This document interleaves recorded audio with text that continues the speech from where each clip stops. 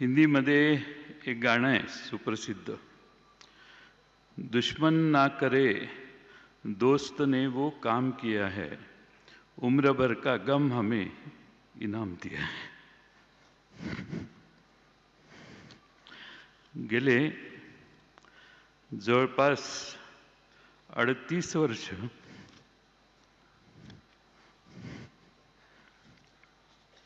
आम्ही एकत्रित काम केलं.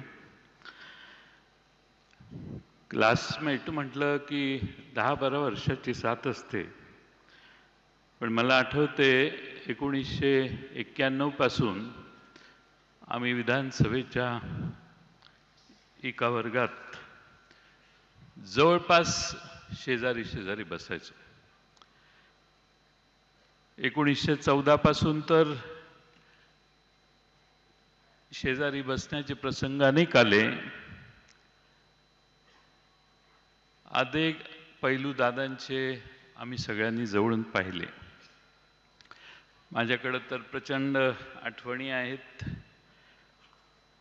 खुल्या मनाचा, दिलदार मनाचा आणि विरोध करायचा असेल तर ठामपणाने करणारा नेता म्हणून आम्ही अजितदादांना अनुभवलं. राजकारणामध्ये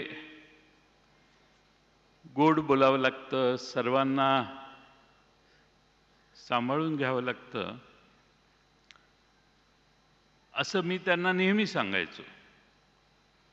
ते म्हणायचे गोड बोलायला मला जमत नाही, ते तुमचा मार्ग आहे, मी जे आहे तेच सांगणार.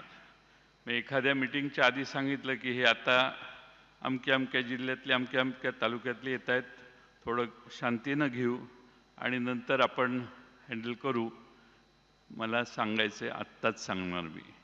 एवढा ठामपणा मी महाराष्ट्रातल्या देशातल्या कुठल्याही नेत्यामध्ये आजपर्यंत बघितला नाही. जे असेल ते समोर आणि रोखठोक. आणि म्हणून अजितदादांना दादांच्याबद्दल एक घोषणा असायची, मी मगाशी सांगितलं, एकच वादा अजितदादा. आणि ते खरंच होतं की महाराष्ट्रातल्या सगळीकडं आम्ही जिथं जिथं त्यांच्यावर गेलो, जनतेला ही खात्री असायची आणि म्हणून जनताच घोषणा द्यायची, एकच वादा अजितदादा. अनेक आठवणी त्यांच्या मी आपणाला सांगू शकेन, अनेक मान्यवर बोलणार आहेत, पण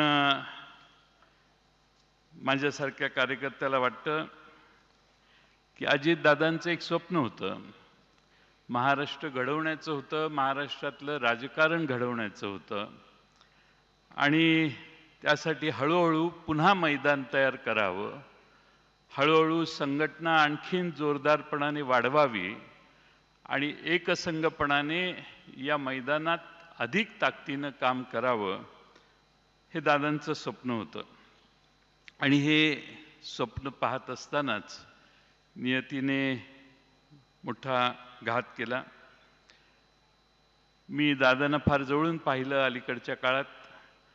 प्रचंड महत्त्वाकांक्षी आणि कुठल्याही आव्हानाला तोंड देण्याची मानसिकता असणारे दादा मी फार जवळून बघितले. आणि म्हणून आज मला म्हणावं लागतंय की प्रचंड मोठ्या महत्त्वाकांक्षेची राख रांगोळी त्या अपघाताने झाली. आज अजित पर्वाचा अस्त झाला असं म्हटलं तर वावगं ठरणार नाही. खरं म्हणजे वाऱ्यासारखा महाराष्ट्रभर फिरणारा दादा एका क्षणात शांत कसा झाला, हे आजही महाराष्ट्राला कोडं आहे. अजितदादांना टापटीप आवडायची, पण व्यक्तिगत संबंध अजितदादा फार सुरेख सांभाळायचे. अनेक असे प्रसंग आहेत की ज्या प्रसंगातून मी पक्षाचा अध्यक्ष होतो, त्यावेळी असे अनेक प्रसंग आहेत की एखाद्या मतदारसंघातल्या एखादी गोष्ट करायची असेल तरी दादांचा फोन यायचा, आपल्याला हेच केलं पाहिजे, हे स्पष्ट मतभेद झाले तरी मला हेच वाटतं असं सांगून फोन ठेवायचे. त्यामुळे स्वतःचं मत मांडायला दादा कधी कसरले नाही. आम्ही एका पक्षात फार वर्ष काम केलं. काँग्रेस पक्षातून राष्ट्रवादी पक्षाची स्थापना झाली.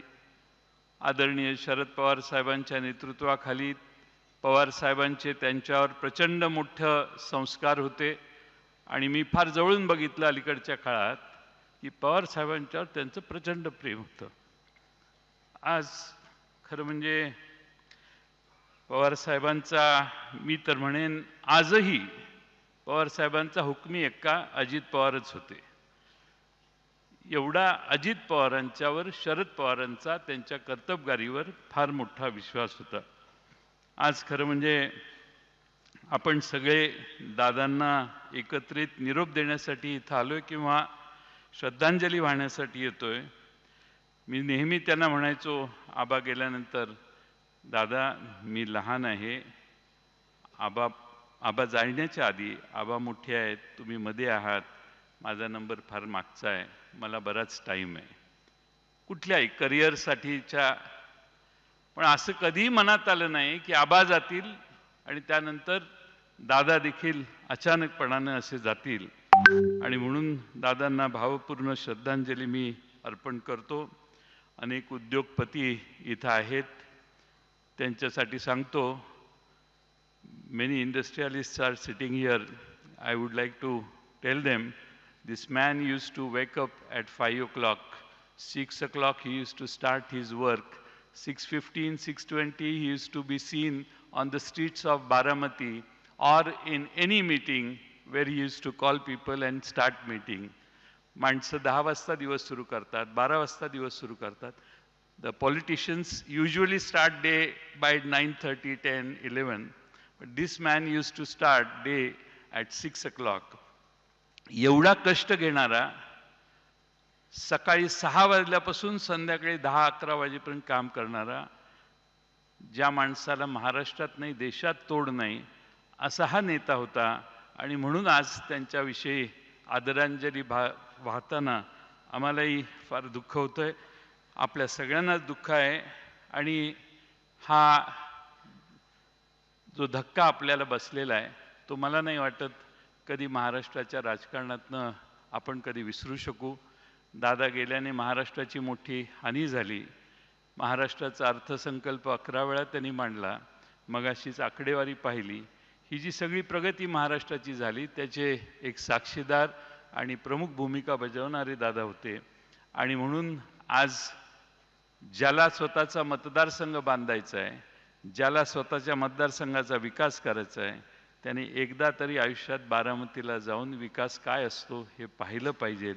आणि म्हणून दादांनी स्वतःच्या बारामतीची काळजी घेतली आणि महाराष्ट्राची काळजी घेतली. असा नेता पुन्हा होणे नाही. आणि म्हणून जाताना मी एवढेच म्हणतो, चिठ्ठी ना कोई संदेश जाने वो कौन सा देश. चिट्ठी ना कोई संदेश जाने वो कौन सा देश, जहाँ तुम चले गए एक आह भरी होगी, एक आह भरी होगी, हमने ना सुनी होगी, जाते जाते तुमने आवाज तो दी होती. धन्यवाद. महाराष्ट्रातील सर्व बातम्यांचे विश्वासार्ह व्यासपीठ. सकाळच्या सर्व सोशल मीडिया प्लॅटफॉर्मला लाईक, फॉलो आणि सबस्क्राईब करा. तसंच सर्व नोटिफिकेशनसाठी बेल आयकॉन प्रेस करायला विसरू नका.